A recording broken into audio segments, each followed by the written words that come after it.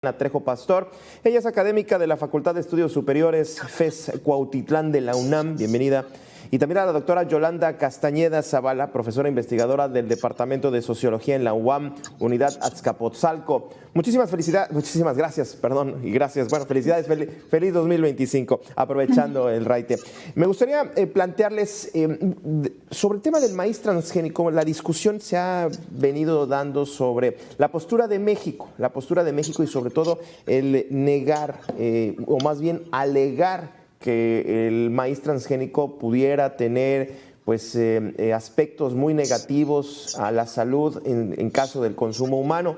Sin embargo, más allá de haber presentado pruebas científicas, pues no hubo tal y se perdió el panel de discusión en el tratado del TEMEC. Ahora, plantearles, la modificación genética es una técnica negativa, es una técnica que puede generar daños a la salud. Estamos así en ese momento. La ciencia no ha podido llegar a modificar genéticamente los productos en este caso y que haya daños. Y me gustaría empezar con usted, doctora Viridiana. Le pido una opinión, a ambas les pido opiniones que duren un minuto 30 para hacer más dinámica esta mesa. Con el gusto de saludar a la doctora Viridiana. Adelante. Hola Gabriel, ¿qué tal? Mucho gusto. ¿Qué tal, doctora Yolanda? Mucho gusto, buenas tardes a todos. Para empezar, es un tema muy controversial, ¿no? El hablar de los posibles daños a la salud del maíz transgénico, ya que se requieren estudios que sean de largo plazo, ¿no? Tanto para identificar los posibles daños en concreto a la salud, así como para asegurar que estos productos sean inocuos a la salud, ¿no? Y en cualquiera de los dos casos no se han hecho estudios a largo plazo que evidencian tanto que no hacen daño como el posible riesgo a la salud en concreto, ¿no? El estudio más largo que se tuvo fue un estudio de 2 años. El doctor Seralini y su equipo de trabajo realizaron este estudio y comprobaron en ratas el efecto del consumo de maíz genéticamente modificado con resistencia a glifosato y evidenciaron daños renales y daños en el hígado. Sin embargo, y fue publicado en Nature y después se retractaron. Sin embargo, no se han hecho otros estudios y los estudios también por parte de las empresas transnacionales tienen una duración de 3 meses, lo cual no permite identificar que sean inocuos a la salud, ¿no? Doctora Yolanda, adelante. Buenas tardes, muchas gracias por la invitación. Yo coincido con mi colega Viridiana que efectivamente es un tema de prioridad nacional, ¿no? O sea, es un tema que nos atañe mucho porque somos un centro de origen. Eso significa que hace miles de años domesticamos el maíz en nuestro territorio por los pueblos originarios y porque entendían todo su entorno y su naturaleza. Entonces, el maíz transgénico, como parece ser que lo vieron en la entrevista anterior, es una planta cuyas semillas se obtienen en el laboratorio a través de ingeniería genética. No es esa cruza natural entre maíces en el campo por medio del polen, como se ha hecho por los agricultores. Y entonces esto está en manos de empresas transnacionales, el control de este tipo de semillas, y que ellas mismas dan una serie de beneficios o bondades de las semillas, pero vemos que no es así, ¿no? O sea, existen una serie de problemáticas en el sentido si hay cruzas a través del polen con las variedades nativas o las diferentes variedades que tenemos en México, y que esto nos iría perdiendo nuestra herencia genética, ¿no? De nuestros maíces nativos. Entonces, es un problema cultural, un problema de identidad de nuestro pueblo. Y yo ya no entraría más en detalle en el caso de la salud porque la doctora Viridiana dio los datos mucho más generales y que efectivamente son de gran preocupación porque son daños a los riñones, al hígado. O sea, hay toda una serie de evidencias científicas y existen, ¿no? Claro. Y en este sentido, independientemente de la discusión que ahorita en un momento quiero también entrar a la cuestión del panel, en sí la técnica de la modificación genética en México, parecería que este tipo de noticias, digamos que a toda esta investigación que se pudiera estar dando en algunos centros de investigación, yo leía mucho, hay mucha investigación sobre modificación en zonas áridas, leía una investigación muy interesante, sobre todo en la península de Baja California, en el Centro de Investigaciones Biológicas, pero parecería que este tipo de noticias podrían estar creando una idea errónea de que está mal o de que es negativa la modificación genética para pues un beneficio. No sé si esta idea está permeando, doctora Viridiana. Bueno, como mencionábamos anteriormente, es un caso muy controversial, en específico para el caso de maíz y para el caso de maíz transgénico en México, ¿no? Por lo que mencionaba la doctora Yolanda, que somos centro de origen y por tanto somos el banco mundial, ¿no? De este cultivo. Entonces, para ese caso sí es pertinente la evaluación, como mencionan los decretos y como menciona la ley de bioseguridad, una evaluación caso por caso de cada evento, se le denomina un material transgénico, ¿no? Entonces se tiene que evaluar caso por caso la pertinencia de utilizar ese evento, pero para el caso de maíz en México es muy probable que se contraponga contra la ley de bioseguridad y algunas otras leyes que protegen la biodiversidad y protegen los maíces nativos, ¿no? Como los decretos del 2020 y el decreto del 2023, que habla sobre la protección de la diversidad y una alimentación sana, ¿no? Claro. Doctora Yolanda. Sí, yo creo que entrando un poco ya a los decretos de 2020 y 2023, yo creo que hay que detenerse un poco en la reflexión, porque efectivamente nos llevan a toda una discusión y a una situación de alarma, ¿no? Porque la contaminación por transgenes no es de hace unos años, o sea, desde el año 2000, con el doctor Chapela, ellos detectaron que había maíz transgénico en Oaxaca. Y luego empezaron a hacerse estudios en diversas entidades y se demostró. Por ejemplo, ahorita la UAM, la Universidad Autónoma Metropolitana, apoyadas por el CONACYT, tenemos un proyecto de monitoreo de transgenes en el sur de la República, en la región de Tabasco, en el municipio de Tenosique, que es un área de protección de flora y fauna del Cañón de Usumacinta, es un área protegida, ¿no? Y entonces se ha detectado desde el año antepasado que hay transgenes en los maíces nativos. O sea, sí es de preocupación. No es algo que se haya dado apenas algo un tiempo, sino que lo estamos actualmente viviendo y nuestros campesinos, pequeños y medianos productores, no saben qué es un transgénico, no saben todos los efectos que esto puede traer. Entonces, los dos decretos son muy importantes porque recordemos que de la mano de la producción de un maíz transgénico viene el uso del herbicida glifosato, que ha generado también problemas de la salud muy intensos a nivel internacional y que ha sido pues manifestado por instancias internacionales de los problemas que está generando. Muy interesante lo que nos está planteando.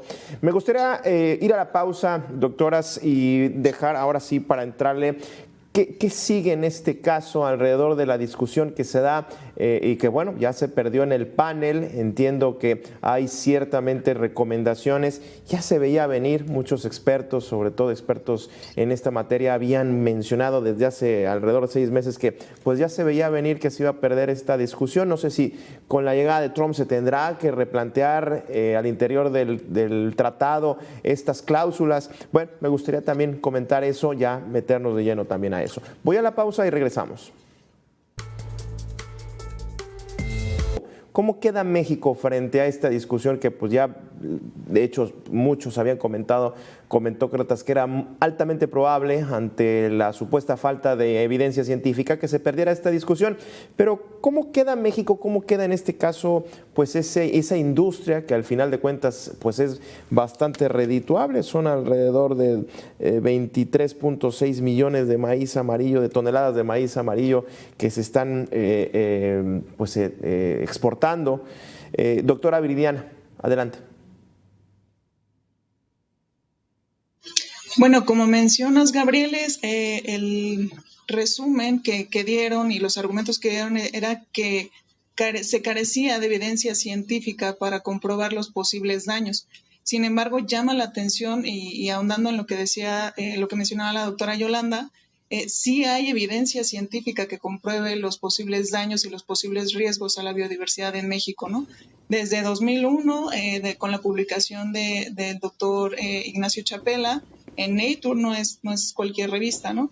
Y otros más de 15 artículos científicos que se han publicado a lo largo de este tiempo, donde evidencian ya la presencia de eventos transgénicos en México, ¿no? En particular en el cultivo de maíz. Y algunas otras publicaciones que evidencian los daños o la pérdida de biodiversidad, no solo en México, sino en otros países, ¿no?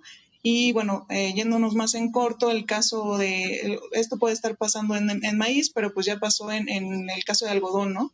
Con publicaciones también científicas se ha evidenciado la pérdida de la biodiversidad en este cultivo tan importante como el algodón, que es un cultivo de importancia a nivel internacional, ¿no? Y bueno, en el caso de México, también llamando a lo que comentaba nuestra presidenta, se tiene que hacer una protección especial en el caso de maíz en México y evaluar el por qué se dice que no se tiene esa evidencia científica, ¿no? Si ya está más que evidenciado, y ver qué pasos hay que seguir, ¿no? Porque de acuerdo al decreto del 2020, se menciona esta disminución en las importaciones de maíz amarillo, ¿no? En especial para el uso en la alimentación humana. Entonces hay que ver los pasos a seguir con esta resolución que acaban de dar. Sobre este mismo tema, doctora Yolanda. Fíjate que es una situación bastante difícil. Hoy en la mañana estaba revisando el informe que se entregó el 20 de diciembre del 2024 y Estados Unidos, fíjate que para nada menciona que está en contra de la moratoria del maíz transgénico. Sabemos que existe una demanda colectiva que ha parado desde 2013 la entrada comercial del maíz transgénico, pero dicen, nosotros no nos estamos metiendo en esa situación. Si quieren seguir ustedes con su moratoria, que no se siembre transgénico, adelante. A nosotros lo que nos interesa del TEMEC es una serie de artículos que tienen relación con lo que tendría que ver con medidas sanitarias y fitosanitarias y trato nacional y acceso de mercancías al mercado. Y eso no se está incumpliendo por parte de ninguna de las tres partes, ni Estados Unidos, Canadá y México no debe de hacerlo. Pero el problema no es nosotros lo que estamos en contra es en el sentido de una entrada de un maíz que desde su inicio, cuando se aprobó en 1995-96 el maíz transgénico de manera comercial, nunca tuvo un etiquetado. Porque para los Estados Unidos, pues no existe ninguna diferencia de un maíz convencional de un transgénico, pero para nosotros sí, porque nosotros hacemos gran consumo de maíz en fresco. Dicen, bueno, pero lo están consumiendo sus animales, pero cuando vamos a las zonas de Tlaxcala, de Tabasco, y comentamos que es un transgénico, nos dicen, bueno, pero a nuestros animales están comiendo un maíz transgénico y nosotros comemos esa carne. Entonces es una situación que para ellos no la comprenden en ese sentido y nuestros industriales mexicanos deberían de hacer conciencia de esa situación de estar importando un maíz. Y otro dato muy interesante, que hace un momento cuando entrevistaste a Fernando Cruz, sí ha aumentado la importación de maíz transgénico, pero ha disminuido su precio. Fíjate qué interesante, ¿no? Porque en el 23 estaba en $5,386,136 y en el 24 estuvo en $5,209,323. Bajó el precio, pero subió el número de toneladas. 2023 más 18 millones, 2024 21 millones. Entonces es una situación muy difícil porque no podemos abastecer una industria que necesita un tipo de maíz amarillo para la industria de alimentos de animales, para la almidonera, para pastas, para aceites, etcétera. Y nada más producimos 3 millones de toneladas de maíz amarillo en México. ¿Qué es lo que recomienda finalmente Pues, esta controversia? Pues que México ponga más atención en cosas de tipo administrativo, ¿no? Pero ese no es el problema de nosotros es de seguridad nacional y de soberanía. Esa capacidad que tiene el país de poder decidir qué come, cómo lo come, en qué lo utiliza y sobre todo que estamos consumiéndolo de manera fresca, ¿no? Hasta ahí dejaría mi opinión en este momento. sí, qué interesante. Ahora, partiendo y ya nos enfilamos a la recta final de este espacio, hablando precisamente de la soberanía y la seguridad nacional. México, el país tiene la capacidad de garantizar el consumo en su soberanía alimentaria, poder lograr la soberanía alimentaria, independientemente de la parte industrial que sirve de alimento, sobre todo de alimento para el ganado, los aceites y fructosas que se sacan del maíz. Podemos llegar a eso, podemos llegar a la soberanía teniendo en cuenta que bueno, ahora ya se viene este bache, ¿no? En medio de la discusión con Donald Trump y pues la discusión del panel que se perdió. Para ir cerrando, doctora Viridiana, ¿cómo ves este tema? Bueno, hablando precisamente del maíz blanco, sí somos autosuficientes en lo que consumimos, ¿no? Hablando en particular en el caso de maíz amarillo, no tenemos autosuficiencia en este tipo de grano, ¿no? Es decir, no producimos lo que consumimos. Sin embargo, también hay estudios y proyecciones que han hecho diversos grupos de investigación, donde mencionan que sí somos o sí seríamos capaces de producir el maíz amarillo que se requiere en México. Y tenemos las variedades nativas que cumplen con las características necesarias de calidad, de nutrición, etcétera, para cubrir esa demanda de maíz amarillo, tanto para consumo humano como para consumo animal, ¿no? Sin embargo, hay que desarrollar proyectos estratégicos que estimulen la producción de ese tipo de maíz de grano amarillo en donde somos deficientes, ¿no? Pero, bueno, también otro caso muy particular es el caso del maíz palomero, donde también se importa más del 90%, bueno, en este caso ya es el 100% que se importa del grano de maíz palomero que se consume, y la mayoría del maíz, de este tipo de maíz, proviene de Estados Unidos y de Argentina, ¿no? Entonces, se tiene que hacer por parte de las instituciones indicadas el apoyo de este tipo de proyectos para la producción de este maíz. Y bueno, hay información, se tienen las capacidades, se tiene el conocimiento para la producción de este tipo de maíz en México. Claro que sí, y está adaptado a diversas condiciones del país, ¿no? Y diferentes razas son muy buenas para este tipo de producción, ¿no? Entonces, si se apoyan este tipo de proyectos, es muy probable que a mediano plazo sí tengamos el potencial para hacer o tener esa soberanía alimentaria en el caso muy particular del maíz. Ya. Doctora Yolanda, cierro por favor con usted. Tenemos alrededor de 1 minuto y medio. Sí, muchas gracias. Sí, yo tampoco dudo, ¿no? Que no se tiene la capacidad científica para llevar a cabo este tipo de retos, ¿no? Que tienen pues la industria que necesita el maíz amarillo. Pero falta todavía una serie de elementos que permitan que nuestros productores tengan esa capacidad para producir este tipo de maíz.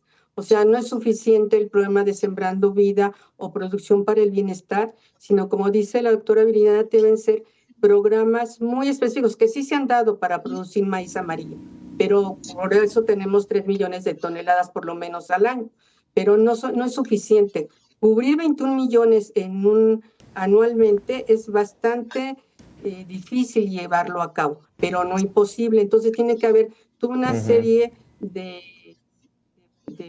estrategias para poder llegar a cumplirlo. Y esto viene a ser parte también de hábitos alimenticios, ¿no? O sea, se nos cambió mucho la alimentación desde el siglo pasado, de consumir más carne. Muy bien. Claro, en caso como mexicanos, no todos tenemos, no se tienen los recursos para comer diario carne, pero sí fue aumentando, ¿no? Actualmente consumimos gran cantidad de carne de puerco porque el costo es menor, pero es un problema de seguridad alimentaria, políticas alimentarias.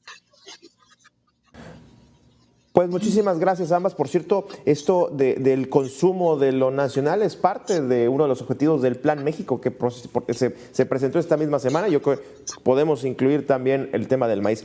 A ambas, muchísimas gracias por haber estado con nosotros. Muy esclarecedora la participación de cada una de ellas y lo agradece nuestra audiencia, por supuesto. Le agradezco a ambas.